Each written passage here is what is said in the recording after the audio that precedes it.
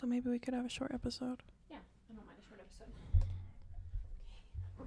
episode. Welcome back to Motherhood Collective Co. Welcome. We are answering questions about last week's episode, and you guys have some good ones, if I remember reading those, that we can dive into today. Yes, it is Saturday. It's so weird to me that we used to record on Saturdays because it's so it's not the vibe of a Saturday. No, it's not. Maybe because we started in the winter, so maybe it was I don't know. We did. We started in December. Oh yeah, Christmas. you're right. We totally did. And we used to record at my house. Yeah. That's so funny to think about. And then your old house and now here. Yeah. No. Yeah, we had fun with that last episode. Got a little bit spicy, heated. But I will say, I don't always go back and listen through our podcast episodes, but I did with this one because I wanted to make sure we were speaking sensitively. Yeah, and speaking life, you never want to be the person that's like sucking life out of a conversation. Yeah. And I think we did a good job. I hope so. I think we did. I think that it's always I think our intentions are always very clear. Yeah. Which is important. And we're not perfect. So if we upset you, I'm sorry. Yeah. Not really what we want to do, but I feel like discipline is something that really needs to be spoken about. And yeah, it's been really interesting. Chase and I have all of these books on hermeneutics and just the original language of scripture and what certain words mean that America has taken super far out of context, and even just verses in general. And so we have all these study books strictly for scripture, which is really fun. And so it kind of led to a greater conversation of Chase and I diving into scripture more. He's very much about what does the Bible say? That is the truth. So he's always bringing everything back to that, which is great. That's what we should be bringing everything back to. But 100%. It's fun. He'll do a word study on something and come back with a handwritten 3-page note on all these things. So well, and also just putting more thought into it over the week. How do you there's two sides to this coin, because one side is we used to say we got to make them hard because the world is hard. That was kind of a saying.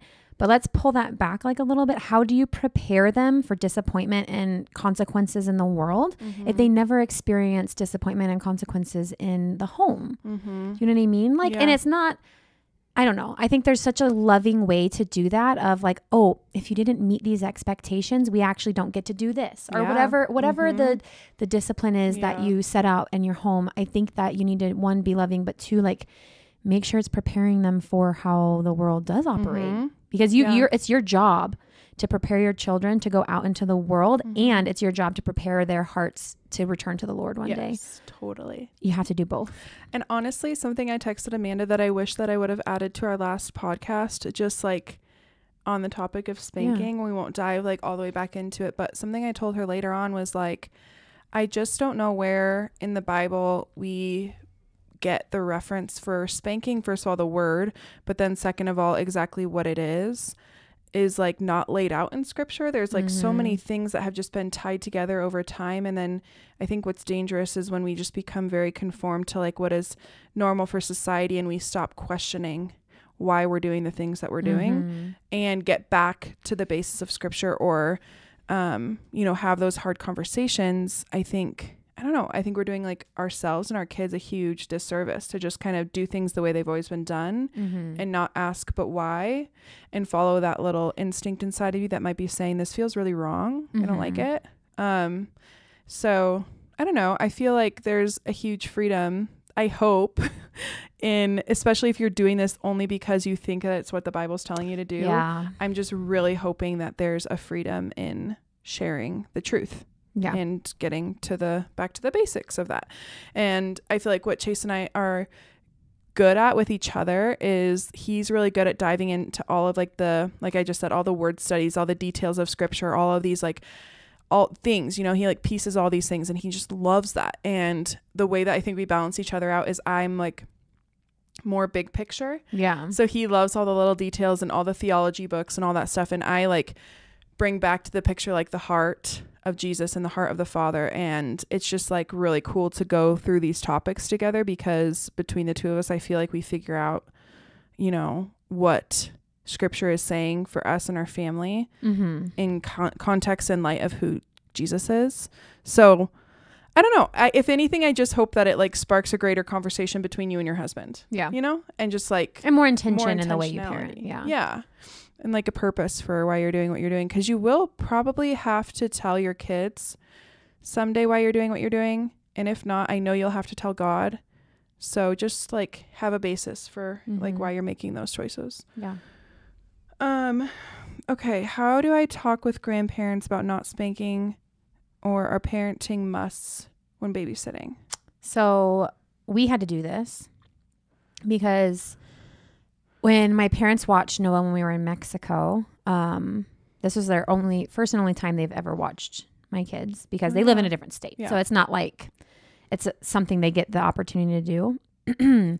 And before I even go there, let me tell you, I saw this really cool thing. I don't remember, on Pinterest or maybe it was Instagram sometime in the last week or two. And when we talked about generational trauma beforehand on the last episode and how like hopefully your parents like watered that down a little bit, I saw this really great visual for it. I think I saw the same one. Was it with like her pouring the coffee in the water? The coffee in the water. So she's got, and I That's can only so describe funny. them as like beakers. Yeah. And a science experiment. Yeah, it looks like a science experiment. And like and maybe I made this part up in my head that they're getting bigger as they go. And so she's talking about, like, here's my great grandma who maybe lived in the Great Depression and didn't have a lot of capacity, and she dumps coffee in it and the coffee's filled to the brim. So because obviously when there's Great Depression and you're literally just trying to survive, there's not a lot of capacity of thinking about intentionally parenting. It's like, how do we get food on the table tonight? Yeah. How do we survive this? Yeah. And then she dumps that cup of coffee into her kid's beaker, right? And that's the trauma. The coffee represents the trauma. But now the cup's a little bit bigger, because now we're not in the Great Depression. There's probably still hard times, and there's still some unwiring we have to do from this huge traumatic global event. But so she can maybe dump some water into hers, because now she has a little bit more capacity, but maybe it's not as much as your mom had. You know what I mean? Where maybe your mom now has a little bit more and you dump the coffee. And I think hers was like just coffee. And then now I'm doing all of the work. I don't actually think that's how it is. I think that each generation gets a little bit more capacity of healing, and then we dump a little bit of water into that generational trauma. And hers was, here's me. I have all of this capacity, and I'm going to overflow it with water until it completely is water. It's not coffee anymore. It's not generational trauma. It's just healing. And that's the hope. I don't know if that's realistic, that you're not going to give your kids anything. Because even if it's not generational trauma, please I know. Let us know. Even if it's not generational trauma, it could just be trauma from your life. Like I have sexual abuse trauma. There's no way my kids aren't going to get some of that, because I feel very protective in certain areas of my life that maybe everybody doesn't. Yeah. And I'm going to, you know what I mean? Yeah. We're not going to be able to protect them from everything. Totally. In trying to protect them from something, you're going to give them something. 1,000%. But it just makes me think about like my parents who still spanked us when we were little. I know they got it worse. Yeah. And I've heard stories of my grandpa, my mom's dad, who had literal like lashing marks on his back from a metal chain. Like my mom didn't get that. She got some different form of spanking, and I didn't get the form she got. I got something different. So like I just say that to preface that before like my parents came over, I already knew they understood that I wasn't spanking my kids, because they did less to me than what their parents did to them. So I think they already grasp, and I hope your parents are the same. I think they probably already grasp that you want better for your kids than you had. Totally. Because your parents probably wanted the same thing. So I didn't like sit them down or anything. If you remember the story of Noah being watched by my parents in Mexico, I bought a laminator, and I like every surface of my house was a laminated note about something. And in a couple of spots in my house, I had this laminated note on how we do discipline with Noah. And so I had on there, when Noah hits, this is what I say. And it's, oh, we don't hit. It's okay to feel mad. It's not okay to hit. And I told them how to hold a boundary. So it was less of, hey, we don't hit my kids. It was more of, hey, this is how I handle this situation, this situation, this situation. And you know your kid. You know the situations that are going to arise. You know your parents. Hopefully you know like this is something that they're going to think is strange, and you can kind of guide them through that. But I think if you just lay out how you handle stuff, that takes up most of the work, and then you can say, this is why we're choosing not to hit if you need to. Yeah, I think that there's nothing better than just being super forthright. I mean, I do that. I left the other night just to go to a friend's house, and my in-laws were at my house, but my husband was even still there. And I just looked at all three of them, and I just laid out the law of the land for the specifically Ledger, because I just, you know, I'm like, he can't be left alone. And so, you know, he has been picking up tiny little things, putting them in his mouth. So please watch him. Please don't feed him. He's full and he's good for bedtime. And if you put him down on the bed, then you need to stay in, you know, I just went through everything. And I think probably because my husband was there, was like a little bit, you know, easier to like make that transition. But I think, I don't know, I'm just like very unapologetic for like the things that I do. And sometimes I'll even preface it with my mom, like, because she has been the only one to watch Sunny overnight. And I'm like, I know that you probably already know this, but I'm just going to say this because, you know, this is what I feel like I need to say. So and it's it not makes as you much. feel better. Yeah. You can even say, this makes me feel better to tell you this. So just let me get it out. And I think like I haven't even really, Sunny, she like, I have to discipline her personally, but it feels like when other people are watching her, she's like on her best behavior. Yeah, that's usually how kids are. They're always more, you're their safe zone for them to act however they're feeling. Yeah. But when they're with other people, they don't feel that. They control their emotions. So like I feel like with grandma, for her, like, and that's the only person she really like spends one-on-one time with is my mom. And I haven't heard of anything that needs to be like, you know, I guess there was one day when she was loading up for a dance class and she like almost ran into the street or something. And I don't even know if that was deliberate or not, but she wanted me to have a conversation with Sunny about that later on. So I don't really know. I know my mom has seen me discipline Sunny when she's at my house and, you know, Sunny's whatever. And I'm just like, oh, I'm sorry, you're having a hard time X, Y, and Z right now. Here's now what I need you to do. And, you know, so, and she told me like last time, she was like, yep, just keep doing that. Like you're doing a good job. So I feel like, yeah. I don't know. Yeah. If it was like a babysitter, I would be like, I'm sorry, you probably don't, like, you're here for like an hour. You probably don't need to discipline my kid. Yeah. Just play with them and like. But even like, I don't know. The few times I did leave Noah, like I had a nanny we used her like 3 times and I decided it just wasn't for me. Beside the point. Sorry. Anyways, she was there while I was in the house, you know, and I would go up and I would get some work done for the office in our little office room while she was playing with Noah outside. But I would tell her, if he does something, because I don't know, what if he makes you mad? If he does something, this is how you need to respond. You just say it. If Noah hits you, if Noah screams, if Noah does something dangerous, like these are the ways I respond. That's really all you have to say. And hopefully that's respected. Side note, do you ever feel like, I feel like one of the biggest reasons I'm afraid to have a babysitter is because, and like, we would love one. We would love like a Christian girl who just like loves the Lord, loves my kids. We're still on the search for that. I'm honestly praying she'll just fall into my lap somehow. But like for date nights, we would love to make that a priority in our life. I think one of the biggest reasons I get nervous is like, what if, and it's a little bit probably not realistic, but I always worry that people aren't going to have the same capacity for my kids that I have. And so if like Ledger was having a hard night and he wouldn't go to bed and he was just crying and crying and crying, or maybe like Sunny missed me and she started crying, or I don't know. I just worry that like someone wouldn't have the same like tolerance. Do you remember why I stopped using that babysitter? I don't think so. No. I went to that trip in Phoenix. Do you remember? We weren't like super close when I did the trip in Phoenix, because I came back from the trip in Phoenix with the idea of wanting to start something. Oh, then yes, I remember when you went there. Yeah. So there was a Thursday when I had to leave Thursday morning, and Brady worked Thursdays, obviously. So I brought Sarah in. She had only ever been with him for like 2 or 3 hours at a time, or 1 to 2 hours at a time. And this was a whole day while Brady was working. And on Friday morning, or maybe it was even Saturday morning, Brady's like, I just want to bring this to your attention that Noah is saying he doesn't like Sarah anymore. And then, so I'm like, I need to talk to him. And I FaceTimed him in. How old was he, like Sunny's age? He was 2. Oh. 2, or he just turned 3. Okay. He had just turned 3. Okay. And I was asking him about what went on, and he goes, well, I kicked her. And he wouldn't tell me much. All I got was that he doesn't like her anymore, and it's because he kicked her. So in my head, I mean, I spiraled. I cried in this group of women that were there because it was like a female entrepreneur retreat. And Brady sent me on it because I kept feeling this longing of I wanted to start my own thing. Which we did. I did get that out of that. But I was with these other women that were like actually operating these giant businesses. And I'm crying because my kid just had this revelation, you know, with his babysitter, and I felt like an idiot. But like I was really upset about it. So that's my biggest fear too, is that and because he wasn't really well versed in his language to be able to tell me exactly what happened, it like ruined it for me, and I just never did it again. Did you talk to her at all? I didn't. I actually just saw her at the baptism that I went to over the weekend, really? because I found her because she was from my friend Lauren's church. And she uses her all the time for things like I use her, like an hour so she can go to the gym here or there. So I did just see her. Sorry, I haven't seen you in 2 years.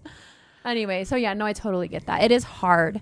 And I don't think that you can't expect whoever's watching your kids to respond exactly like you do. But I do think you just have to set a boundary. Like, I guess for me, when I would nanny kids, and I would nanny them literally Monday through Friday, the entire summer for 3 or 4 months long.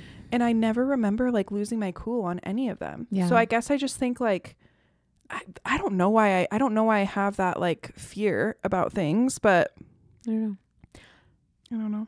Next question. I know we only have like 7 questions. So we always say, maybe this will be a short episode. 16 minutes in, we've done one question. Overcoming bedtime battles. I feel like we've talked a lot about that. Yeah, you need to either go visit the Not So Tired Toddler, Katie, her page, or hire her. She's very affordable. And I feel like we've talked a lot about bedtime in one of our episodes. It's transitioning from bedtime. It's like episode 54, I believe. If it's not 54, it's like right around there. It's called transitioning from co-sleeping, but we literally lay out like what to do at bedtime. Yeah. And again, it's just going to come back to, why are you triggered? How do you reparent yourself into not being triggered by bedtime? The other thing, and I think that another big thing is always have we have a reward system for Noah. Noah doesn't really operate that well with consequences on little things like that. But my kid is a sticker chart fiend. So like if he gets off track on bedtime and he starts giving us like pushback, or like starts, I don't know, rigging the system, I guess, I just put a sticker chart up in his room. He's got one up there right now. And if he gets 5 stickers in a row, we take him on an ice cream date with whichever parent he wants, or the whole family if he wants. And he did that for potty training, like literally anything I want him. If I want to instill a system into him, I give him a sticker chart. Yeah. And it helps so much. He will follow any rule I give him if I just tell him there's going to be ice cream at the end. So you could try that. How to teach a 1-year-old not to hit or bite. Okay. I'm doing that right now. Lily has she's hitting if she's mad. I don't even know if she's mad. Actually, if she's mad, she just starts crying and running as fast as she can, and she'll get a hold of something, whether it's a dog or it's Noah or it's me, and she squeezes, which is really cute. But if you're the receiving end of that squeeze, it kind of hurts. And your baby does not have logic yet, does not have like emotional capacity for you to be, and they also don't understand rules. I was just reading this morning. At 12 to 15 months, and maybe even farther up to 18 months, rules cannot conceptualize that. So it feels to them like every time they're hearing a rule, they're hearing it for the first time.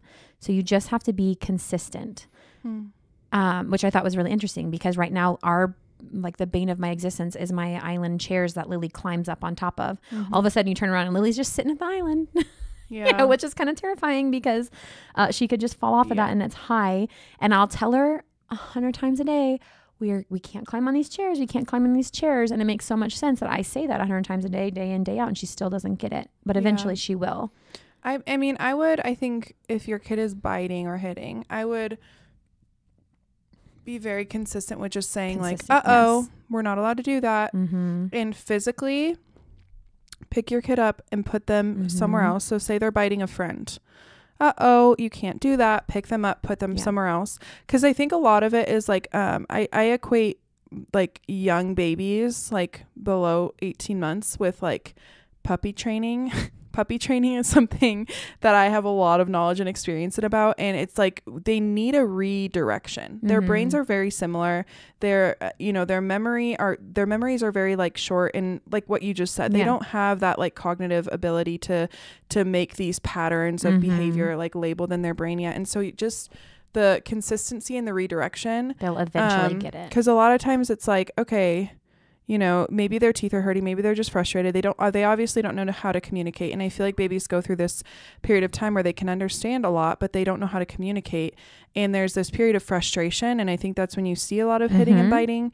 And then the minute they become a little bit more versed in their language, I think that gets relieved and uplifted. And you'll notice like, okay, now we have a language that we can communicate, and there's a lot less of these like behavioral things.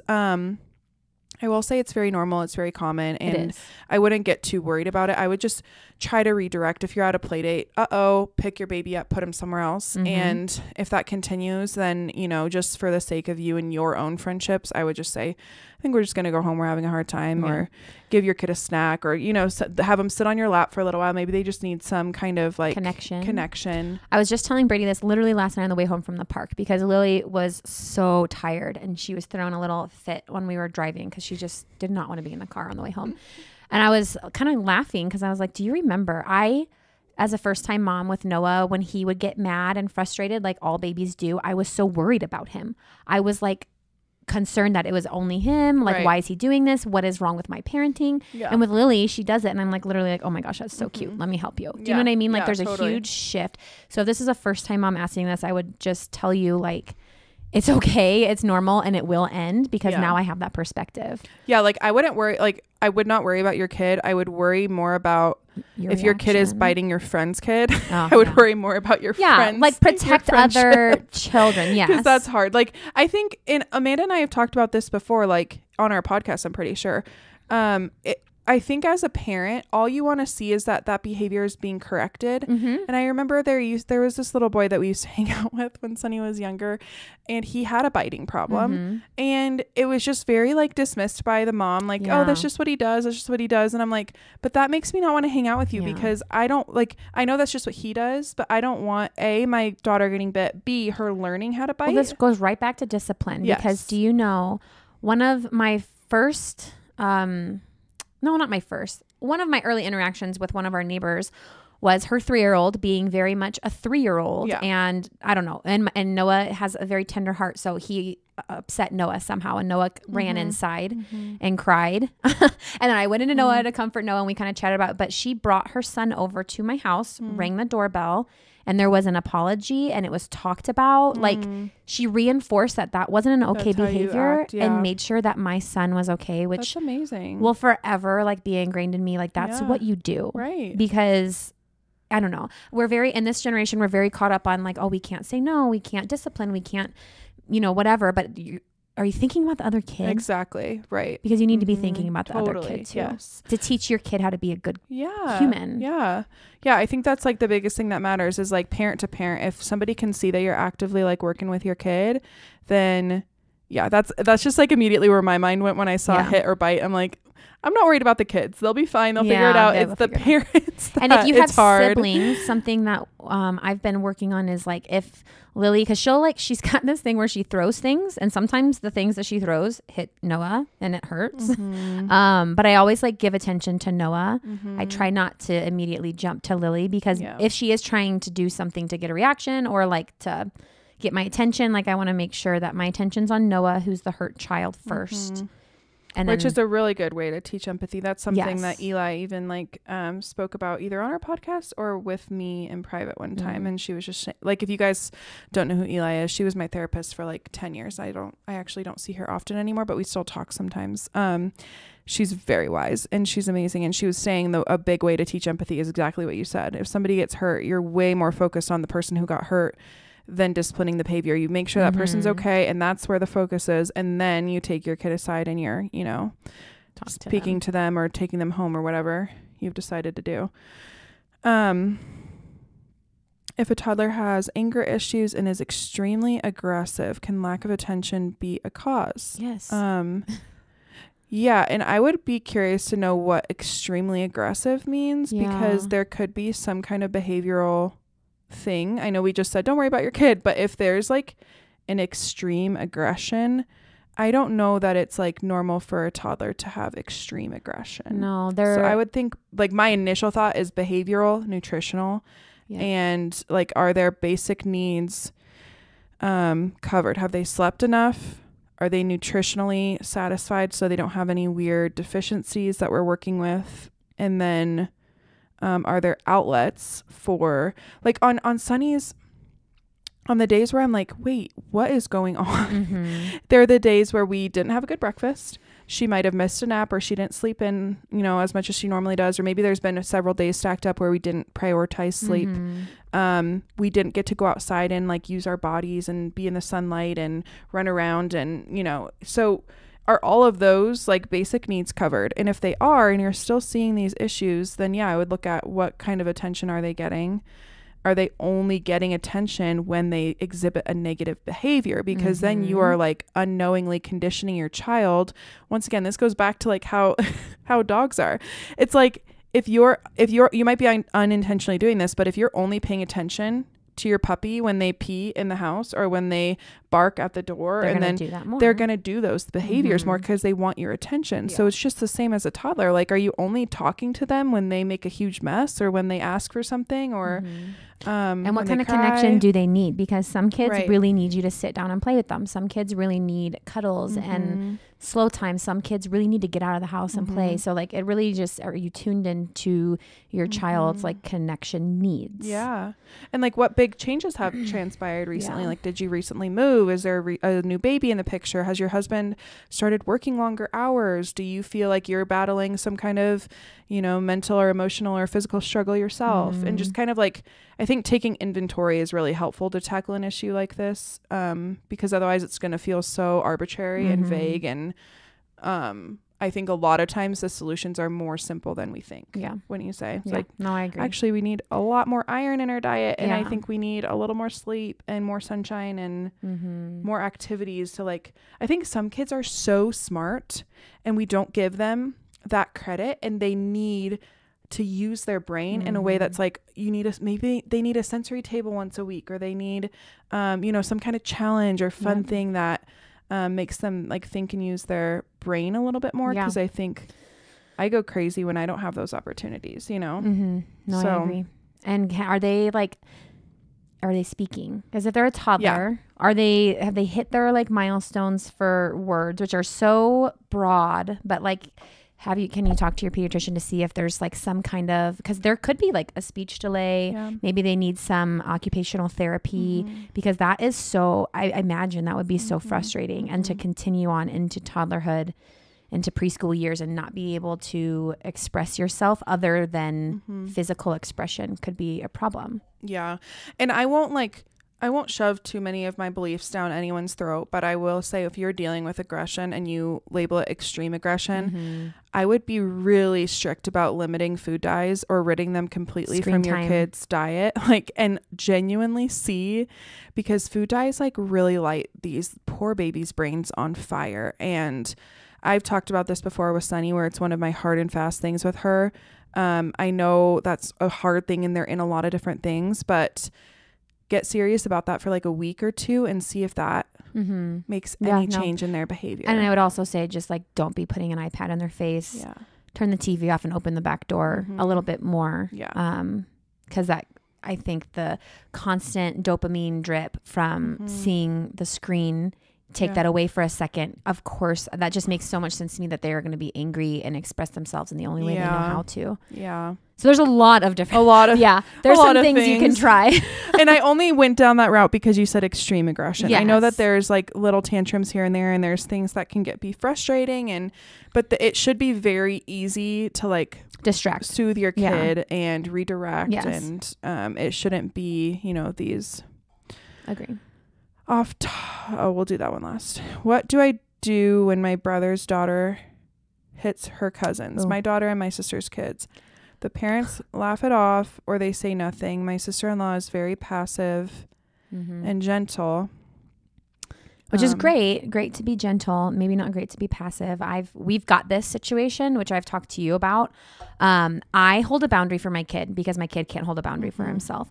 I don't care who's in the room with me. If somebody is not saying you cannot hit my kid, I bend down and I say, you can't treat him that way. You may not hit him. And if it doesn't correct, we go. Mm-hmm. That's it. And they will eventually learn, either Yeah. your sister-in-law or sister or whatever it was, will eventually learn that they need to hold those boundaries better or you leave. Mm-hmm. I have done that more times than I can count, where I am down on my kids' level. And because I'm on my kids' level, I'm on the other kids' level as well. Mm-hmm. You may not treat him that way Mm-hmm. because you are the Yeah. person that puts that protective wall up around your kid if someone else is not going to do it for you. And we've talked about this before. I don't remember what episode it was. It was one of our really early episodes, maybe even recorded at my house. But I think like one of the things I said on there, which I would say again here, is exactly like you need to be a voice for your kid until they have a voice for themselves. And if you never teach them how to have a voice, they will grow up and be the person that allows the abuse, allows the bullying, allows all that stuff to happen to them. And if they are never told or shown, demonstrated in a really uncomfortable setting, I don't care who is in the same room. I don't care if it's adults, other kids. I don't care who else is made uncomfortable by me speaking up to defend my kid. But then they're going to go on to feel like empowered. Like they're going to know how to do that. It's not going to catch them off guard someday. And if they, like, God forbid, get into some kind of abusive relationship, they're going to have the ability to be like, wait, this is not right. I am not going to be treated this way. And now I'm leaving. Eventually, if your child hears you say that enough for them, they'll start saying it themselves. I can clearly remember the day where I heard Noah say, you can't touch my body that way, because he was being hit or pushed. And it made me so proud. I'm just like, oh, I did it. Yeah. And totally. And I kind of feel like, I don't know, this tends to be like a boy mom thing that when, you know, because she said her family laughs it off and says it's nothing. And I have noticed amongst like the boy mom community, and I am not being, I have a boy now myself, so I'm not like, I'm a girl mom and everything is great. I have a boy too. But I feel like the boy mom community really dismisses a lot of like violent actions for the sake of like boys are just like that. Boys that's will how be boys. Play. That's how, you know, all this kind of stuff. And it's like, okay, but that's not how we want them treating others going into the world. So why do we tolerate it in even like the smallest doses when they're little? And I've said on here before, boys are physical. They're more, they're going to hit more. They're going to bite more. They're going to, I don't know. They're going to need a lot of help directing exactly like, where they need it. It's okay. Like it's normal that your boy is more physical in their expression. I'm not saying that's not okay, but what's not okay is your reaction to it. Do you know what I mean? Yeah. Especially like if a friend comes to you and says, hey, I'm feeling a little bit concerned about this. Like you need to address it. That's their child that they want to keep safe. You keep their child safe. Yeah. And maybe you didn't even think about it. Like I think we've had a situation like that where you brought something to me. I didn't even think about it. But then you brought it to me and I'm like, okay, well, we're going to fix that. Yeah. Because and I feel like that's what you do when you love people. So in this like in this family, I would just say like speaking up in that moment, if somebody laughs it off, like this is exactly what I would do. Maybe they're jumping on the trampoline, your kid gets hit, or maybe your sister's kid gets hit. Somebody gets hit and you go, uh-oh, somebody just got hurt. And if people are laughing and be like, guys, I actually don't think this is funny because we're teaching them that this is okay. And you can make it like, because I know people can get defensive sometimes and just make it even more like a broad statement of like, I really think that we need to implement something differently. Or if maybe you see all of these people like one day a week on Sunday nights for dinner and maybe you send out a group text and be like, hey, I know that this has been tolerated in the past. It's getting to the point where it's really starting to bother me.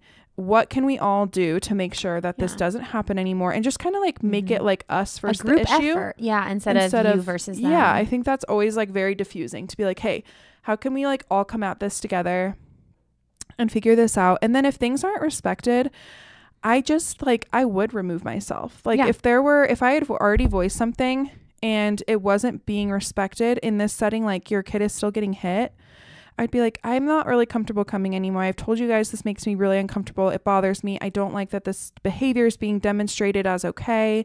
It doesn't feel like anybody's serious about correcting it. I think we're going to stay home. And if it's a family situation, whose ever blood family it is, talks. If it's your husband's family and it's his brother or his sister, have him do maybe the talking first, vice versa. If it's your family, it needs to be you. Yeah. And then if it's somebody you don't know super well and like maybe it's like the first time you've, you know, hung out, I think going back to what we said earlier, hold the boundary for your child. Yeah, just speak up for your own kid. Long response will send in a message. Did you read that message or should I go look at it? Okay. This one says tips for understanding your own emotions first. so you don't continue generational trauma. And we said in our last episode, just really get curious about it. Like when you notice you're triggered, I want you to just stop in your tracks, what you're doing. Notice how your body is feeling. Like, is your heart racing? Are you unable to take a deep breath? Are your palms sweaty? Is this a fear reaction? Is this an anger reaction? And I want you to go back and I want you to remember, how are you treated in this situation? Is your body feeling like it's in fear and you're acting out of anger because your body is scared? And is it because of the way you were treated as a child? Mm-hmm. And I mean, I am a huge proponent for therapy, like EMDR therapy. If you've got triggers like that elicit a physical reaction, I think EMDR is honestly the quickest and most foolproof way to actually take care of that trigger. But if that's not like something that you're comfortable with, or if it's not a resource that you're able to afford, then I will say the more you recognize your triggers and you rewire your brain, and rewiring your brain, like stepping out of the fear response could look like squeezing your hands really hard and shaking it, jumping up and down, like taking a big breath and letting it out audibly, letting out your breath, stepping outside to breathe, like do something to redirect the way your body is reacting. And the more you do that, it stops becoming like a struggle. It becomes more of a skill. Yeah. That's really wise.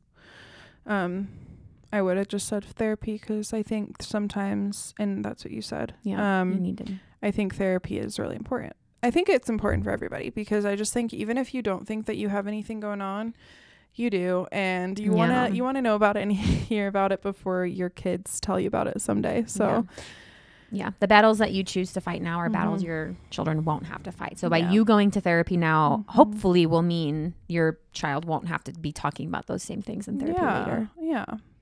Okay, this is kind of a longer one, but going through a stressful time with my 5-year-old son with behavior and discipline. He's always been very active, constantly needing to be entertained, wants undivided attention. I was able to cater to those needs more for 4 years. While he was the only child, but now he has a little sister. I've tried everything I can think of: mama son dates, daddy son dates, play dates, family movie nights, explaining, timeouts, no screens, taking toys away. He's starting to get a little rough with the baby. He's extremely sensitive. He's very defiant. He's loud and very hyper. I've tried talking to him and asking him questions and his reasonings, and he's agreed that he wants attention in numerous situations, but I can't give him that 24/7. And while I have grace for him and understanding, he has to learn that some of these behaviors are unacceptable. This is a daily battle. I'm very strict with his diet.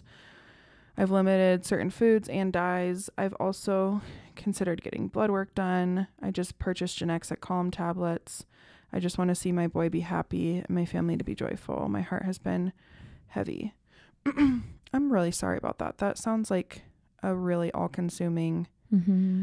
I would say if it's interfering with your everyday life, this is always my determining factor for therapy for anybody.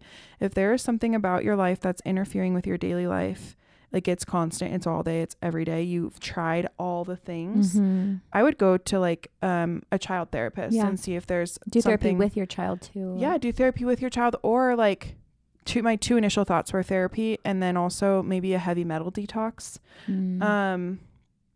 I know you said you're really strict with his diet and everything. I just feel like we have a lot of toxins in our environment and in our food and in, certain medications and all this stuff. And I think that like some people's bodies are really good at processing that out of their system. And then I think some people's bodies, and there's all sorts of like predetermining factors for what makes a good detoxed body and what, others that struggle. But when that is all getting built up into their systems, kind of like how I referred to dyes lighting a baby's brain on fire, like that happens with heavy metals getting built up in their system as well.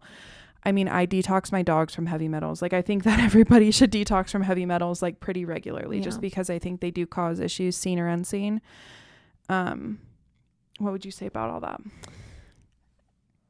He's obvious. I mean, it's obvious to me that he's vying for attention, but like how you're trying to meet his attention needs. It sounds like you're doing a great job. Honestly, that giant long message, like that was a very loving message, and your heart is in the right place and you're doing the things. I think that there's some block of communication. happening. I mean, because Noah's 5. He has a little sister. He's also very active, very sensitive. So like that, if that was my son, I know that there's some sort of connection missing. And I just would be curious as to like, how does your son connect? Is he more of a, I need your connection, I need your touch connection. I need your love connection. I need gifts. Like, what is his love language? Are you catering to the love language? And does he feel like your attention to your baby is costing him his attention? Is there a way that you can make it seem like, I don't know. Do you know what I'm trying to say there? Yeah, I do. Because I feel like sometimes my attention, especially in the early days when Lily was just a little baby, now she's a toddler, she's a little more durable. I feel like my attention to Lily felt like a personal attack to Noah. Not that he never voiced that, but it just, to me, it felt that way. And I had a lot of guilt. So I always tried to find ways when I'm connecting with Lily to also connect with Noah. Yeah. That makes sense. Like while I was breastfeeding Lily, I had a little basket of books that I would read to Noah. So it was connection time with both of them. So it didn't feel like a competition. But that's pretty hard to uphold like long term. I'm even just thinking of like at some point. Yeah. And this is like, I don't know, this is where we balance each other out really well, because I know that like, I honestly like read this and I'm like, you are such a good mom, and I'm like almost defensive for you. And I'm like, maybe things need to be a little bit more like cut and dry, you know, like it is okay that like your baby is consuming a lot of your time right now. And I think that like 5 is the point where it's like you have way more understanding than you did when you were little. Yeah. And the expectations might have to shift a little bit and be like, I actually shouldn't have to tell you multiple times to do the same thing. Like, you know what is okay and what's not okay. And I almost wonder if things like, I don't know, like there has to be something that's going to be like, oh, I really don't want to do that. And if you don't listen, then you have to do this thing that you really don't want to do. That's how stupid ended up being eradicated in my house. So I didn't get any messages about how awful I am. That's good. I don't think you're awful. I think that was a great idea. I just think like at some point there has to, even if that means like, say he comes down the stairs in the morning and he is being aggressive with the baby. Go back to your room until you want to come down here and have gentle hands with your sister. He comes back down and does it again. You need to go back upstairs till you want to have gentle hands with your sister. And like, even if that's your whole day, I guarantee it won't be your whole week. Like at some point, that consistency, like, you know, like we talked about boot camp parenting a little bit. Yes. What book did we read where it talked Mama about Bear, boot camp? Okay. I don't know. What was the last one you read? Being There? No. Oh no, it wouldn't have been in that. Yeah, it would have been. Maybe it was Mama Bear. Yeah, it was. Yeah, it was. Anyways, they did boot camp parenting where she would focus on one single behavior for a whole week. So maybe everything else is just like a little bit calmer. We're not focusing on 10 different behaviors, but we're going to pick this one behavior. Like right now I'm trying to eradicate a word from my son's vocabulary. That's the one behavior I'm focusing on for the next foreseeable future until I'm trying to eradicate Sunny speaking over when someone else is talking. She gets so excited and she wants to speak at the same time everyone else is. And it's really hard to have friends over to my house or like my parents or anybody. It's hard to have a conversation when she's in the same room. And so I'm trying to eradicate that. So it's like, I think just being consistent with one thing at a time. And talk about what she says in that book about the boot camp thing. Yeah. Wait, do you want to share more about that? Sorry. What else? Feel like I cut you off. What else? Well, she just said pick one behavior and then you get your husband on the same page as you. Yeah. So whole like for the whole week, it's like I think she uses the example of like manners, like say we really want to nail down please and thank you, then the whole week, every single time I'm about to give you something, what do you say? Or like, you know, and you just kind of etch that into them because the repetition of things is really helpful. But I don't know. If you're trying to hold like 10 boundaries at one time though, it's really hard and those walls are going to break down faster. Right. If you have that one boundary for the whole week though, I think it is a little bit easier to sink in. So again, I really agree with Jessie. Like if this issue is just like something that you're missing because you don't know how to fix it, I think therapy could really help build that bridge of whatever's missing in that relationship or whatever's missing at home, whatever it is that he needs, because he's obviously needing something. I think therapy could really just help bridge that gap. And I really don't like labeling kids with like with behavioral things at all, but I think there's something to be said about like the way that different brains work and operate and function. And I think going to a therapist and helping kind of dive into those things might be really useful. But you are a really good mom. Going to therapy does not mean that you are a bad mom or that you're not good enough. Going to therapy tells the world that, hey, I actually care that my kid and my kid's brain and my brain are operating differently because we're two separate people. And I'm trying to physically build a connection there. So I know how to make him happy and also make it a better situation for my baby. Yeah. And I think just as much as you can, just giving like over praising the good things and giving zero emotion to the hard things. Yep. Because I almost think sometimes when our kids are doing something wrong and we get like, hey, you're not supposed to, like, there's almost this like uptick in emotion and they note that. And I can't remember what the age range for this is, but they don't know the difference between the negative and the positive reactions of things. It's just attention. Yeah. So they're like, okay, so that got my mom's attention. So like I should do that more. But if you can just like, because the way that I like hold a boundary in my house is so monotone of like, you're not allowed to do that. I need you to go read a book on your bed and come back. Because it helps just like reset her brain. It works so well in our home. Like she sits there, she reads a book. I honestly, by the time she comes back from reading the book, have sometimes even forgotten what she did. And I feel like we have this like fresh start. But every time there's something that she does that she's not supposed to do, you need to go do this. And it's very like monotoned. I'm not going to raise my voice. I'm not going to pay it any mind. I'm going to send her to her room. And then when she comes back, I'm going to ask her if I remember. Like most of the time I do. Sometimes she just gets lost in books and like stays up there and is reading all these books. But coming back down, like, okay, so why did you have to go to your room? You know, okay, because I like took Ledger's toy away from him. Okay.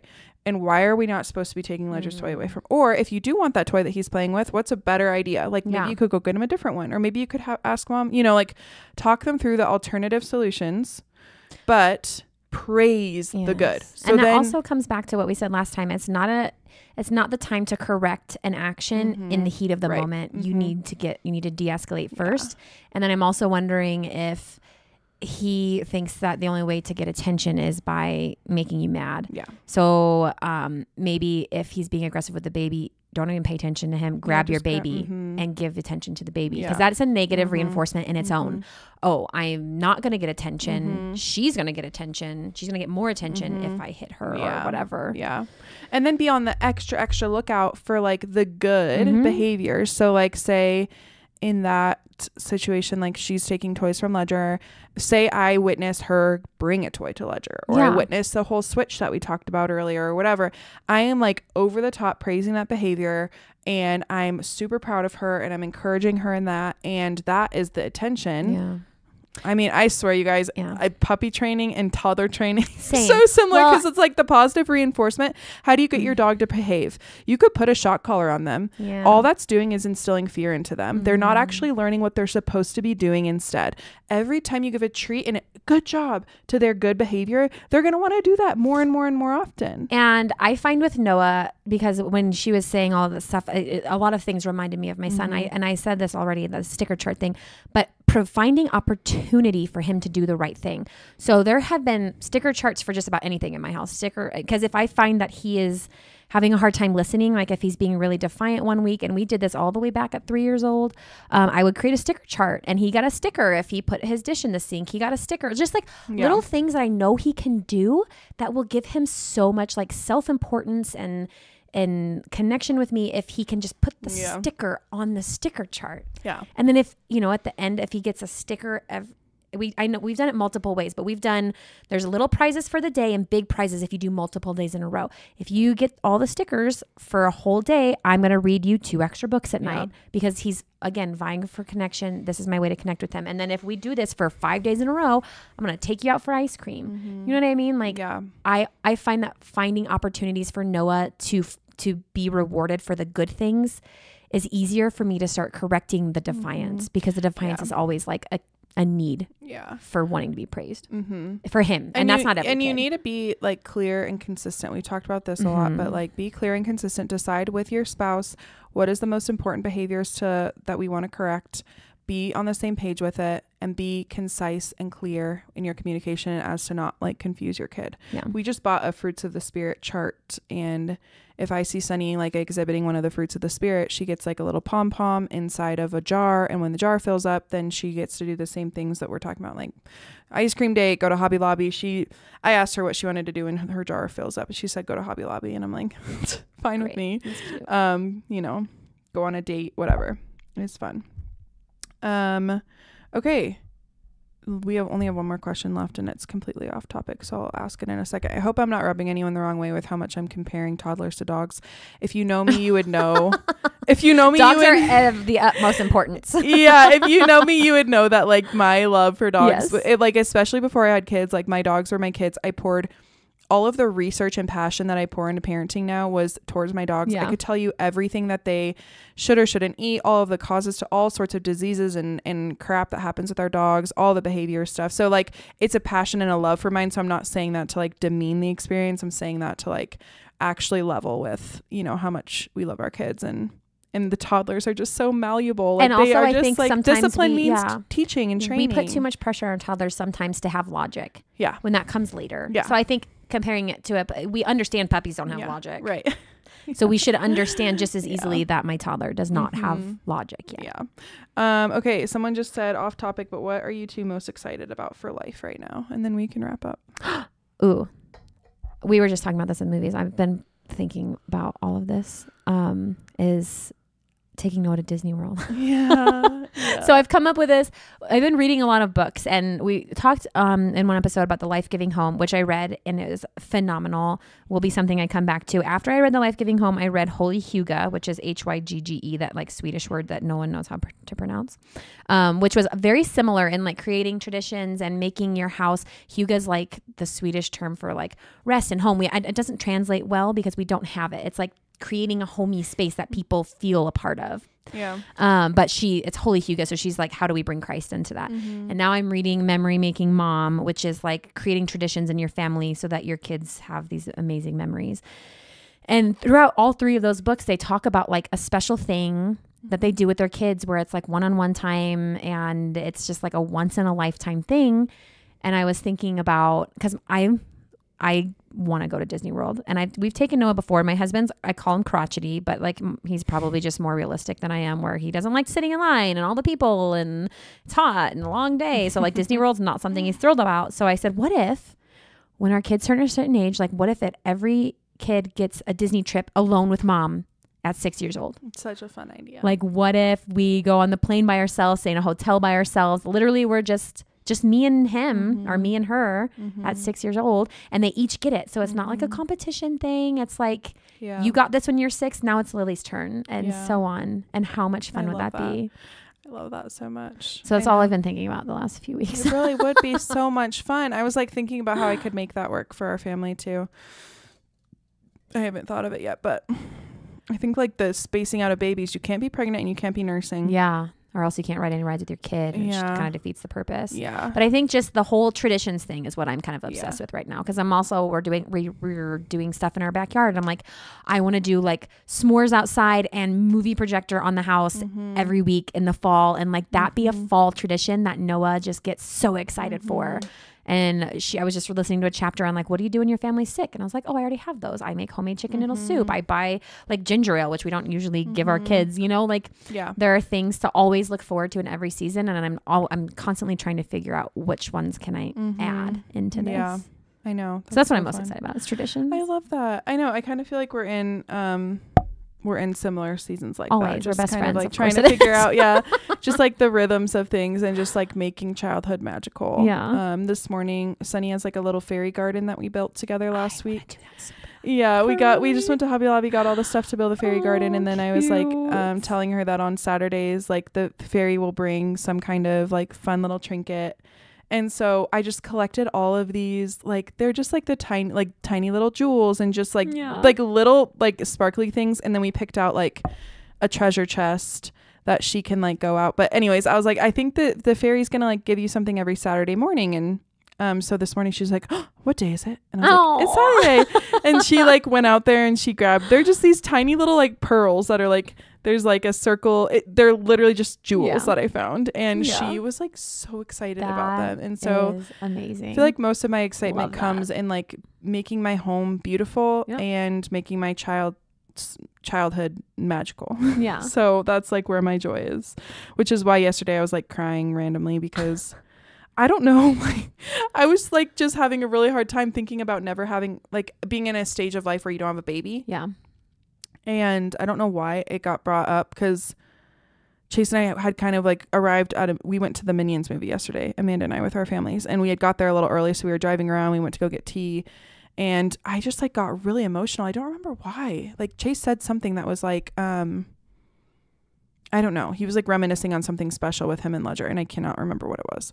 And I was like, oh my gosh, like someday I'm not going to have a baby in my arms. And I think about that a lot, but like I know people say life gets better than this, but I'm like, how on earth could it get better than when you have a baby that you're taking care of? Like they're so cute and precious. And I can't, I'm going to start crying again now. But then I'm also excited because my sister's coming home next weekend she'll be home for a couple weeks and she's going to stay with us, I think for like, I don't know, maybe one of the weeks or maybe some of the days. Yeah. That's going to be so much fun.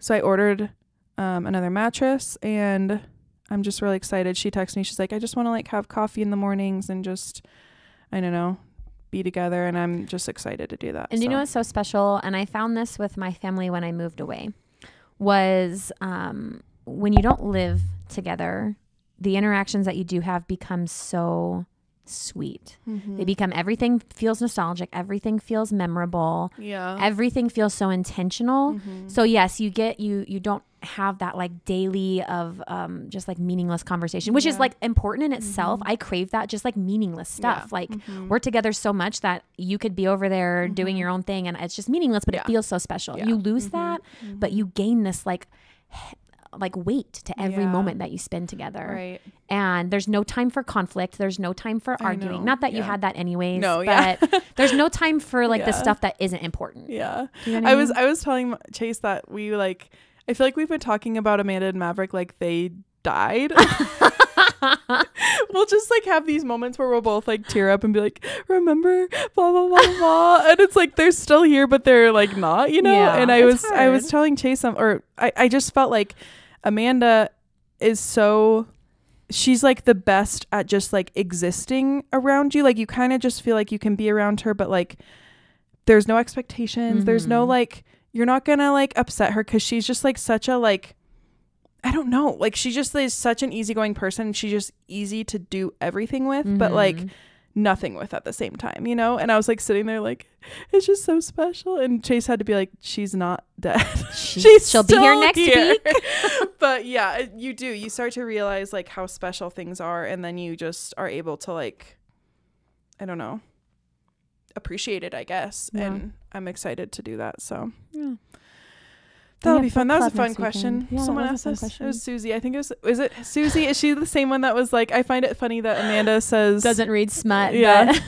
That was taught me how to funny. orgasm. She's hilarious. We love you, Susie. Ooh, speaking of smut, I'm reading the Bridgerton books right now. Do you know that series that's like really popular on I Netflix? Saw one TikTok from a scene from Bridgerton and I'm like, what on earth? Is this just porn? Well, that's why, okay.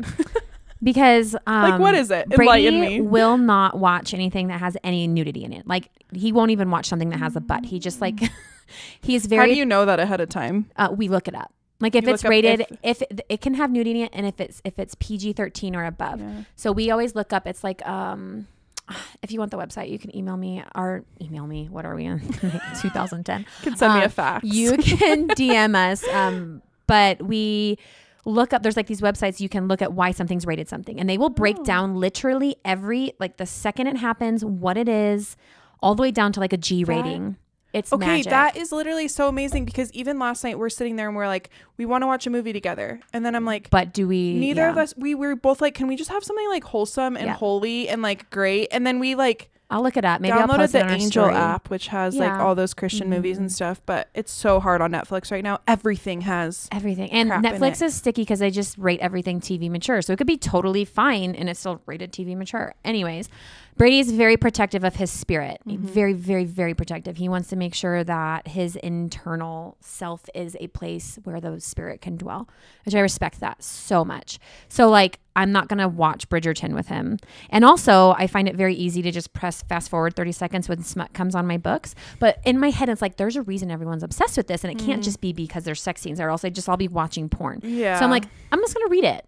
And honestly, the books are great. There's like very few smut in there. And if there is, I fast forward it because I'm like, I don't care if you were filled and whatever weird words you're going to use to describe sex. And I've really been enjoying them. It's like good debutante back in the day where like kissing was like a faux pas and like you didn't hold hands or be alone together. And it's just like these sweet love stories. But then also like then they get married and there's like wild things happening in the bedroom. So you just at least forward 30 seconds. Yeah. So anyways, I'm reading that and that's fun. That's so funny. I love that for you.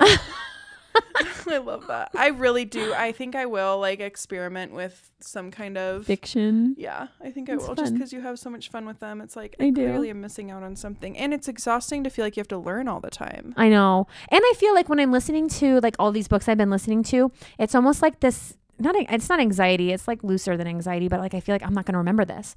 Like, I need to take notes. I know exactly what you're telling. I know exactly. What it feels. Every moment feels heavy. Like that's why it's so nice to read books you've already read before. But like I get what you're saying. If you're reading a fiction book, it's kind of like watching that show. You're like, it's okay if I decide not to watch every single minute. But if you miss like part of a documentary, like you don't really understand the whole thing. One of my simplest joys in life though is like if there is like a whole world of people very excited about a movie coming out or a show and it's a book, it is like one of my most favorite things to read the book before I see the movie, because I create this whole world and all these characters in my head. That would be fun. And then I can go watch what it was in someone else's head, and it's so much fun. That's fun. Maybe I'll do that with you then, because I haven't watched any of the shows of Bridgerton, but people talk about it like it's the best thing ever. Just have your fast forward 30 seconds. Yeah.